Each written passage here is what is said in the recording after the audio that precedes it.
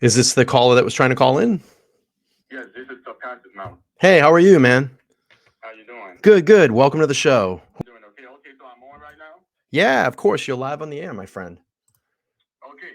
Yes, what I wanted to say in relation to this Kohberger case is that I really think that but we should kind of slow down on automatically and I'm not saying that you are, but some people are automatically assuming that Kohberger is guilty.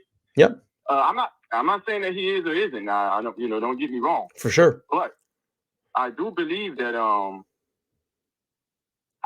just be honest. Yeah, go ahead. Before I say it again, I think as far as what we know thus far, right? I think that the number one people that should be looked at is law enforcement. Okay. I mean, they did the most fishiest things, in my opinion. Okay. First things first. Sure. Let's start. I mean, we can get to the evidence, but first things first, right? If anybody causing the crime, if you caused in the crime, let's say you walked into your home and you saw there was a dead guy in your home. Sure. And you had absolutely nothing to do with it. Yep. Just because you called it in and you was at the scene of the crime, you're going to automatically be a suspect until further notice. Okay. Now, what's going to excuse you from being a suspect is when you start giving your story. They'll be able to say, okay, we can tell opinionated wasn't there, he Sure. survived, and that'll clear you up. But Dylan supposedly gave that story. She said somebody killed 4 people, walked right past her, and did her nothing. And the trained law enforcement heard that story from somebody who was at the scene of the crime, Mm-hmm. and within a matter of days, said that they believe that she had absolutely nothing to do with it. Once that happened, I got suspicions about law enforcement. And if you really and you probably read the affidavit and everything, Yeah. if you really break it down, that story that they say Dylan supposedly gave benefits law enforcement and not Dylan. Okay. Put yourself in Dylan's shoes. If you're really trying to get away from the crime, Yep. First of all, typically, if you don't want to have anything to do with something, you're going to try to distance yourself from it, right? In the affidavit, it says that she initially was on the 2nd floor, which means if she initially was on the 2nd floor, she eventually ended up elsewhere.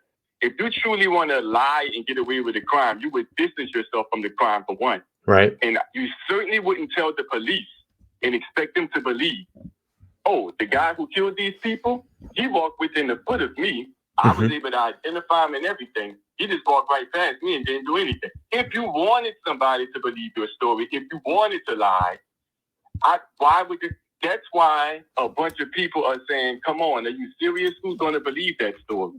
Okay. My question is, why do we think Dylan is silly enough to think that would work? I mean, that probably would, if somebody wants somebody to believe something, why would they tell them that? And if you are trained law enforcement, if the whole public can hear how fishy that story sounds, how can you hear that? And then in a matter of days, just automatically say you believe they have absolutely nothing to do with it. Can I ask you a question? I'm sorry to cut. Yeah, go ahead. Go. I'll let you speak, and then I just have a question. Oh, no, go ahead. Go ahead. For sure. So let me ask you, do you think that the way that's kind of society's been over the last maybe 3 to 5 years with law enforcement, and again, I'm just throwing an opinion out there, do you think this has really made a lot of people suspect with law enforcement, especially our government lately? This is as far as in relation to this case, Sure. Are you talking about in general? I think in general, where this could create this narrative that, because I always hear this too, and I'm not saying that you're saying this, but I always hear this too, is that everybody's like, wow, it's law enforcement, it's cartels, it's this. What I'm trying to get to is, why do you think law enforcement is involved in this? Why do you think what would be their motive to do this? So let me ask you, are you saying that Kohberger has nothing to do this at all, and that law enforcement would just go there and whack out 4 kids in the middle of the night, and then that's kind of where we are now, and they're trying to blame someone else for it? Is that what you're saying? Well, okay. I'm glad you asked that question. Yeah, sure. Please feel free to interject, and Yeah. I want to have dialogue about it. Yeah, of course. I'm not saying Kohberger law enforcement, or even Dylan or Bethany, right now, I'm saying what I want to do is wait for more information to come out. Sure. So I can make a more informed decision. I believe that people are already sold on certain things, including Kohberger. Yep. And I don't think that there's really enough to be like sold on Kohberger right now. As far as what law enforcement, if law enforcement is involved, and I'm not saying that they are sure. or that they aren't. And I break down a lot of this stuff on my YouTube channel called Subconscious Knowledge. If you really want to know how I feel about certain things, you can check it out on there. I will check you out, of course, man. Yeah. I'm going to be honest with you. I love your approach in this. I love having like this civil conversations, because I don't think a lot of channels do that, or a lot of people do that in general. I think they get to a certain, like just the way that things are now, my friend. Like people just, they hear something and then they start screaming at each other. You can't have discourse like that. You have to have civility. I may not be agreeing, I may not agree with you right now, but we're talking it out. You know what I mean? Right. Yeah. Exactly. Yep. So, the thing that I look at is that when I go through all the documents, when I look at the PCA, when I look at all the documents that have come out, to me, in my opinion, the information is strong, and I think that it's pointing towards Kohberger. I think there's still a lot of undiscovered things that are going on. I still haven't figured that out, because there's some time gaps and time frames that need to be filled in. But for me right now, it's pointing towards Kohberger.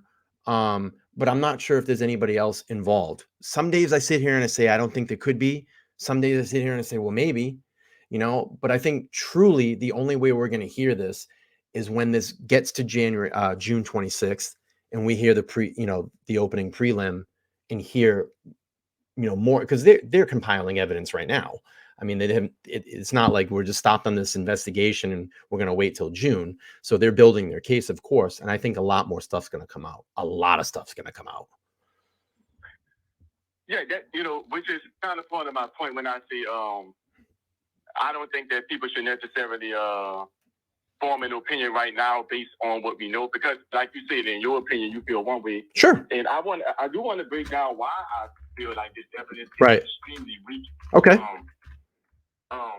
But that's why I think when people say more information gonna come out, see, we have to wait to see if more information is going to come out or not. Like, see, that's automatically giving the benefit of the doubt to the police. Well, we don't know what they're gonna have. Well, we don't know what they don't have either. That's why I say, of course, I just clear it down the middle and say, let me see what's going to be presented. But to answer that question about law enforcement being involved, if law enforcement is involved, not saying they are or that they aren't, but if law enforcement is involved, it doesn't necessarily mean that they have to literally go in and kill 4 people themselves. They can just be involved in covering something up. What do you? All right, so can I stop you there? What do you think they're covering up? Why would they do this? That's why I'm asking. Like, what? I don't know. I don't understand. Like, you got to give me something. Like, oh well, there was a case, there was a drug. Like, I don't know. Like, you got to give me something. No, see, it's not a matter of if I can pinpoint what's being covered up. Okay. It's a matter of these things not adding up, and this can look like a potential cover up. Now, it's kind of like and I said this in the video. Gotcha. See how law enforcement don't have to give a motive to why Kohberger did it? Okay. It's the same thing, right? They don't have to give a motive, but they can say, you know what?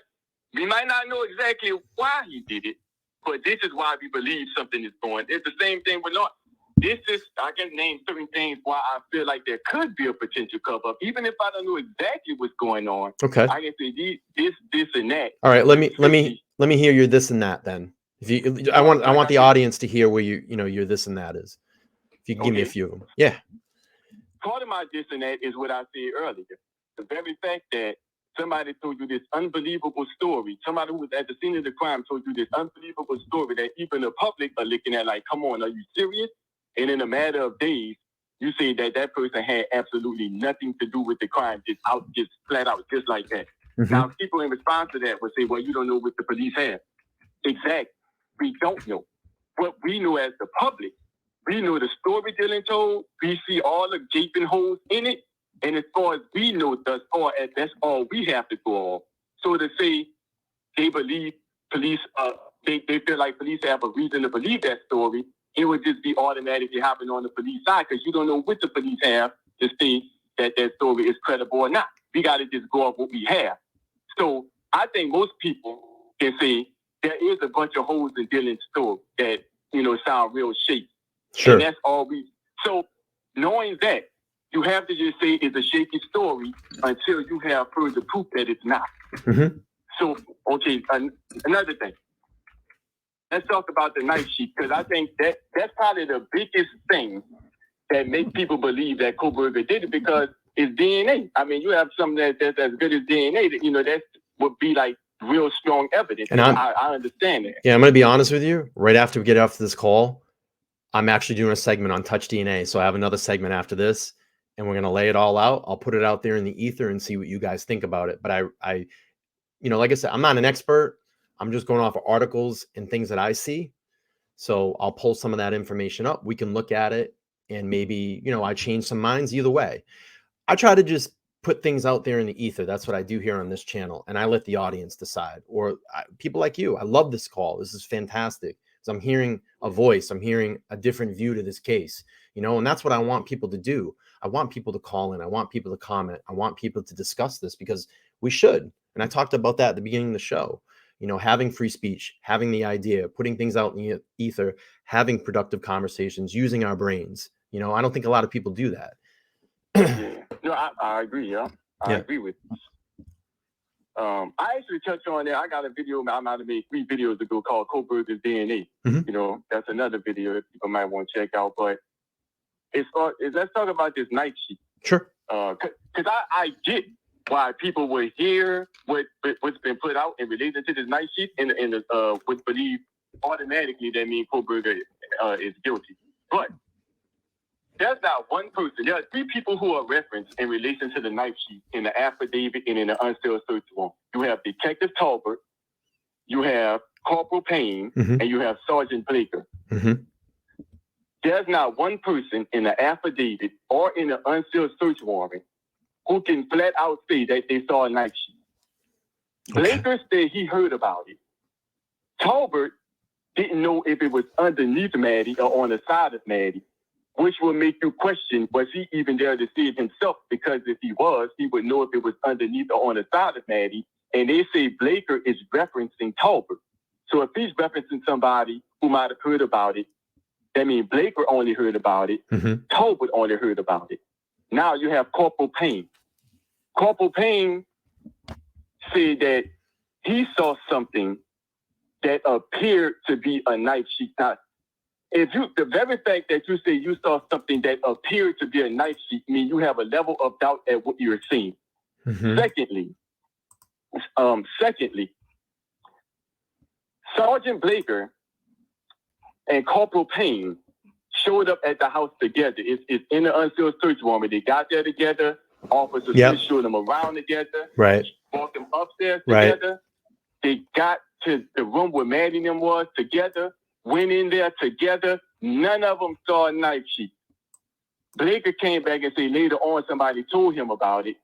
Corporal Payne said later on he saw something that appeared to be a knife sheet. Mm-hmm. And both of them said that the knife sheet was visible from the door. Well, if both of y'all got there together and the knife sheet was visible from the door and then both of y'all walked in, how come none of y'all still didn't see it? And then later on you heard about it. And then later on, you say you saw something that appeared to be a knife sheet. So in the affidavit and in the unsealed search warrant, there's not one person who can. Where's the guy who just flat out saying it was me, I collected it, I grabbed it, I bought? Doesn't exist. I'm not telling you that that won't be something that come forward, but if we going off what we have thus far, there's not a person we can identify who can flat out say they saw or collected a knife sheet. Now, this is even more. In the unsealed search warrant, they're still asking to get in Bryan Kohberger's apartment to find the sheet, but the sheet was supposedly already found. Okay. They say in relation to the weapon, that there has been no weapon recovered. Any weapon or any sheet for the weapon, we believe to be found in Kohberger's apartment. That they was telling them that because they needed to try to get the search warrant to get in his apartment. Now, the person who is filing for this search warrant is Don Daniels out of Washington. That person is in Washington's law enforcement. So he don't have the inner workings of maybe Idaho investigation because he's in Washington. They say, hey, we need you, a law enforcement person in Washington, to get a search warrant. We over here in Idaho. This is what we have. Now, you got to keep in account. Don Daniels is going off what he's being told. Sergeant Blaker told this man, told this person they heard about a night sheet. Detective Tolbert sounds like he's telling him he's heard about a night sheet. So if you're Don Daniels and you hear, and this is word of mouth that you're getting about a night sheet, and not one person is telling you flat out, hey, we discovered it, such and such collected it. When Don Daniels is trying to get a search warrant, he could be under the impression that a night sheet is not discovered because everybody who's telling him about a night sheet is word of mouth. No, that's not the person who's saying that he discovered it. So maybe that's why he's asking to get in an apartment to find the night sheet. But why he's asking, I don't know. But flat out in the search warrant, she's asking to get in that apartment to see if the night sheet or the actual knife itself is in Kohberger's apartment. So there's no real evidence that we have thus far that anyone has seen a night sheet and someone is still even asking to get in the apartment to find it. So I'm looking at here in the statement on page 18 on Blake's statement. Says, as I entered the bedroom, I could see two females in a single bed in the room. Both Gonzalez and Mogan were deceased with visible stab wounds. I was later advised by ISP investigators that they located a tan leather sheath laying on the bed next to Mogan's right side. When viewed from the body, the sheath was later processed and had a K-bar, USMC, and United States Marine Corps Eagle Globe and Anchor insignia stamped on the outside of it. The Ohio State Lab later located a single source mail of DNA left on the button snap of the knife sheath. So Right. ISP was the one that let Blake know. But okay, Detective Tolbert is ISP. Mm-hmm. That's the guy who didn't know if it was underneath Maddie or on the side of Maddie. Mm-hmm. Now, even in the search warrant, it says that when they talk about Detective Tolbert, they say that when he mentions the knife sheet, it's referenced again by Sergeant Blaker. So it sounds like you're saying Sergeant Blaker got his information from ISP Detective Tolbert. Mm-hmm. But if he got his information from somebody who didn't even see the sheet, what do we really like? I don't think I'm going to convince you, man. I mean, you're pretty deep. You're pretty deep in this, so. I'm okay. Let me just, like I got you. Dialogue. No, it's all right. I got Let you. me ask you a question. Yeah. Give me honest opinion. Is everything is all good between us? Detective, huh? Is everything all good between us? Yeah, absolutely. Yeah, I got you. Detective Talbert said. I feel like we're playing Clue. You know that game Clue? Yeah. They did it with the candles. It was Professor Plum and the candlestick in the laundry room or whatever. Colonel Mustard. Yeah, Colonel Mustard. Yeah, we can assign everybody. We can assign Kohberger's the butler, right? That's funny. Listen, man. I don't think I'm ever going to convince you, but I'll do this for you. If you ever want to come on the show and you have an open invitation, you can jump on the panel. We'll have a night, have you on. Maybe you can maybe you can convince me. The way I stand right now, like I said, I feel like the evidence is pretty deep into Kohberger right now. I respect your view. I love it. I love the back and forth. This is great. There's a lot to explore, but I think there's going to be a lot more stuff that comes out as well too. Yeah, it's If, like I said, if you or anyone else who's listening, if you want to hear me talk more, there's so much. Like you said, maybe I can come back another time. I don't, they got so much information. Why don't you do this? Reach out to me via my email address theopinionatedidiot@gmail.com. I have all my Yeah. things. We'll have you on. Even if you don't want to show you, I don't know how you do your videos, if you show your face or anything, we'll do a StreamYard link. If you don't want to show your face, we can just do audio. I'll have you on and we can rub through this and maybe you convince me and turn me a little bit.